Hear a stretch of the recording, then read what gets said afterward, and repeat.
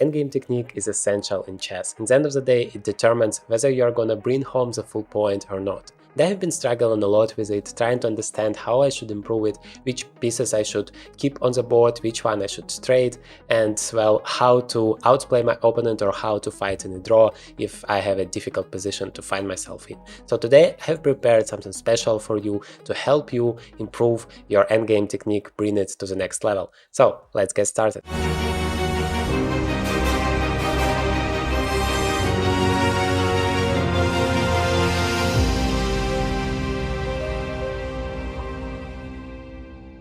I have played this tournament game against an international master, very strong opponent as white, and the queens were off the board relatively early, so I had to struggle to find my winning chances in this endgame. And so I'm gonna walk you through this decision-making process, and yeah, it's gonna be very instructive for you. So the game started with d4, knight f6, the King's Indian defense, a very popular opening, and I'm playing here b3. Very interesting and solid approach for white, which helped me to win a lot of games.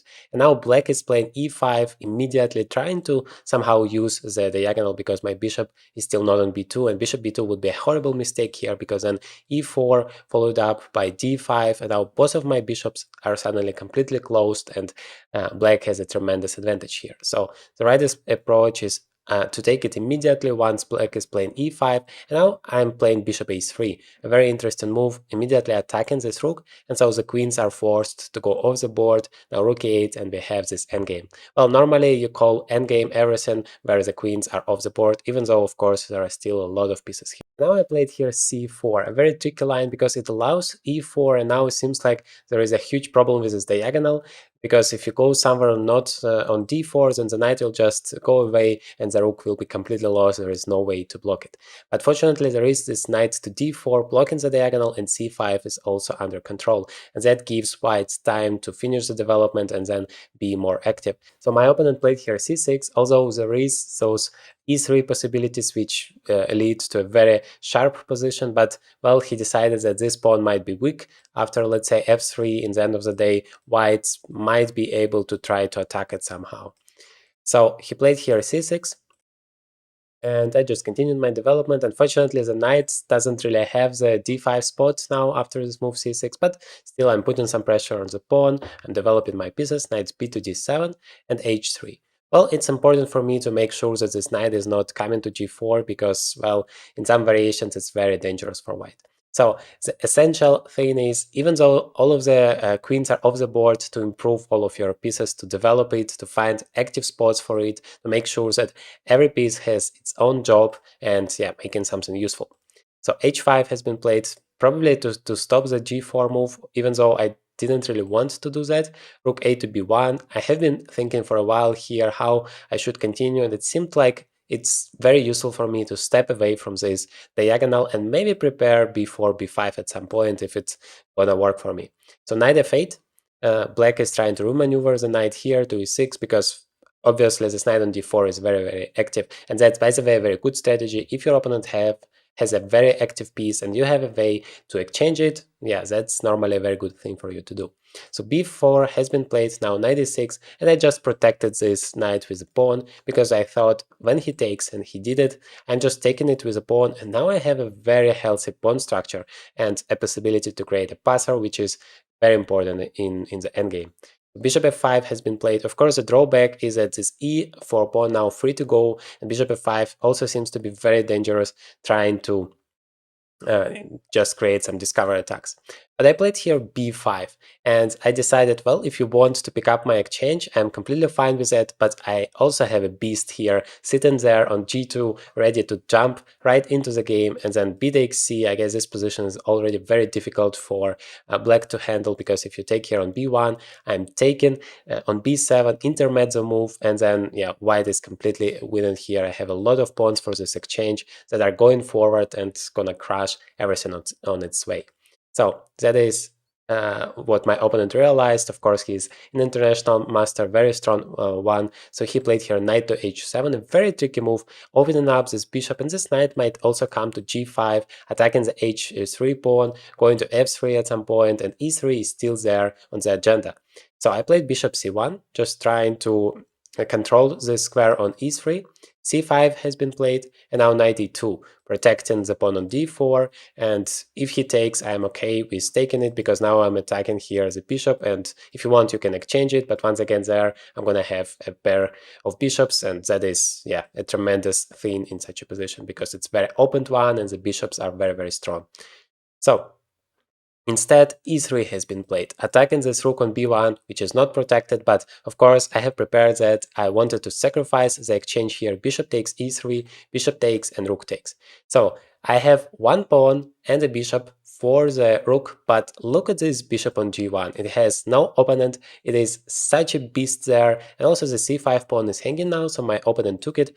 By the way, all of the moves so far are close to perfection, so we both somehow managed to find the right thing, and that is why this position is balanced here, and the engine says it's equal. But from a practical point of view, I find it more difficult to play as black, because you need to somehow deal with all of those threats.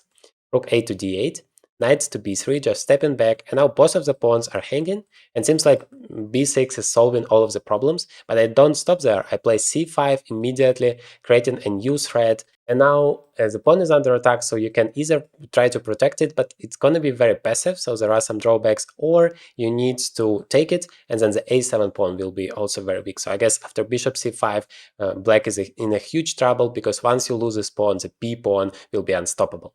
My opponent decided to sacrifice the exchange back here. Rook takes e3, which is once again objectively a very good move. F takes e, and now b takes c5. Knight takes, and I'm still having a potential to create a passer here. Although now, of course, it's much more difficult. And they also have a opposite colors bishops, which is normally in the endgame an indication for some drawing chances. But yeah, still here white is more active. So bishop e5 has been played, attacking this g3 pawn. And frankly, I don't care about it. All I want to do is to create a passer here and promote it into the queen. And well, I can't really save it. King to h2 would be a mistake here, because I'm suddenly very passive here and I have a lot of difficulties to fight against. So instead, I played a4. I said, if you want to take my pawn, you are free to do so. Meanwhile, I'm going to create my passer. Rook to d2 happened. Of course, always try to be active. And well, it doesn't matter whether you're playing as black or as white. What is the situation on the board? Activity is a key to be successful in chess. So creating your threats and activating all of your pieces. Of course, this knight on h7, for example, doesn't participate in the game yet. So ideally, black would like to improve it somehow. But right now, there is no time for it. a5, and now I'm ready to create this passer. Rook went to a2 and knight to d7, because if you play b6 immediately, that would be, well, not a mistake, but now there is rook takes a5, threatening to take this knight, and if you play b7, that would be a huge mistake, because after rook takes, you are just a pawn down in the end of the day. After b8, I can just take it. So I'm playing here knight to d7 with a tempo first, attacking this bishop.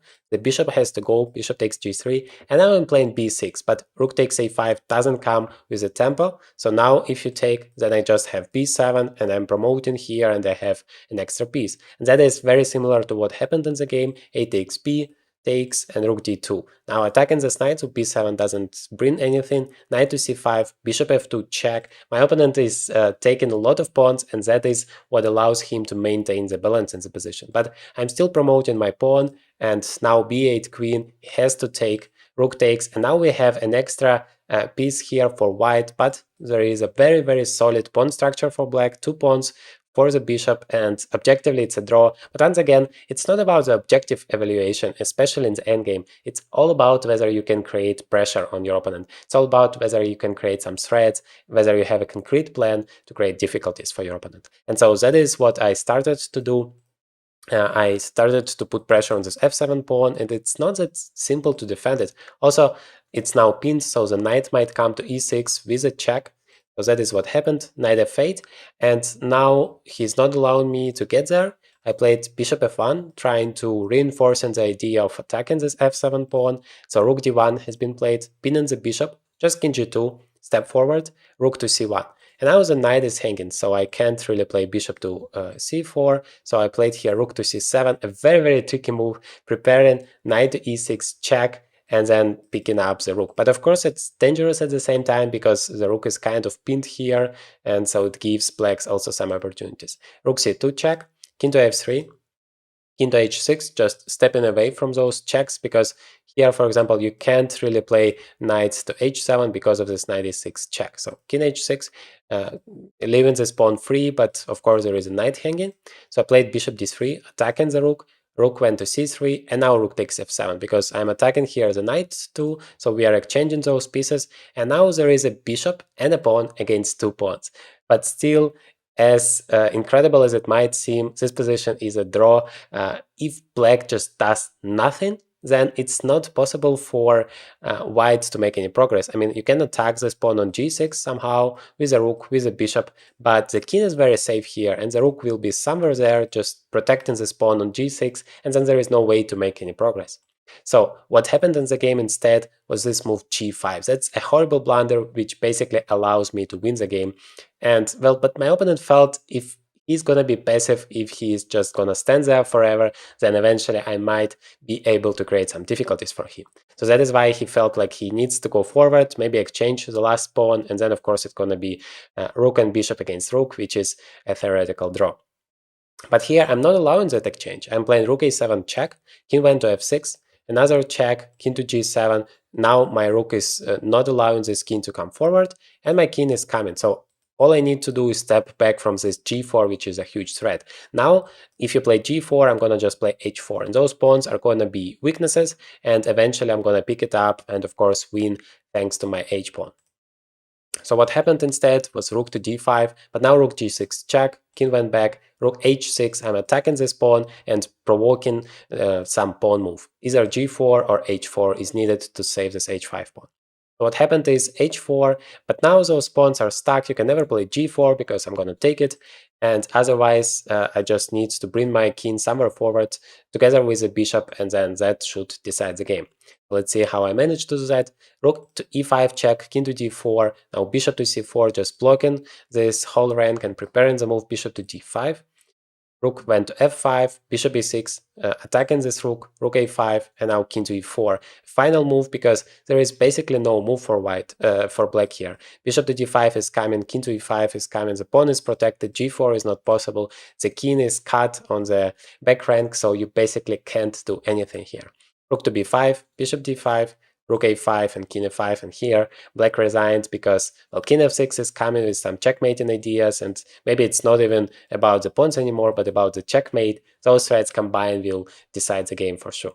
So that is how I managed to outplay my opponent, even though he played very well through the entire game up to this g5 moment. I was constantly putting some pressure on him, creating those threats, and eventually he collapsed. So that is the way to win your games. You need to create a lot of threats, you need to be active, you need to activate all of your pieces, not leaving one without a job, then create those threats, and eventually it's gonna be very difficult for your opponents to deal with all of them. And well, we are all humans, we make mistakes, but the more problems you create for your opponent, the higher the probability that he's gonna make a mistake and collapse eventually. The question is, how do you even get into the endgames? Well, you need to learn some strategic principles, and in this video I'm showing you that it's an incredible game which combines some positional decisions together with some visualization skills, because, well, it all ends with a beautiful queen sacrifice. But before that, it's a very important strategical decision that I took, and I'm explaining you how you can do that in your own games and improve your chess understanding tremendously.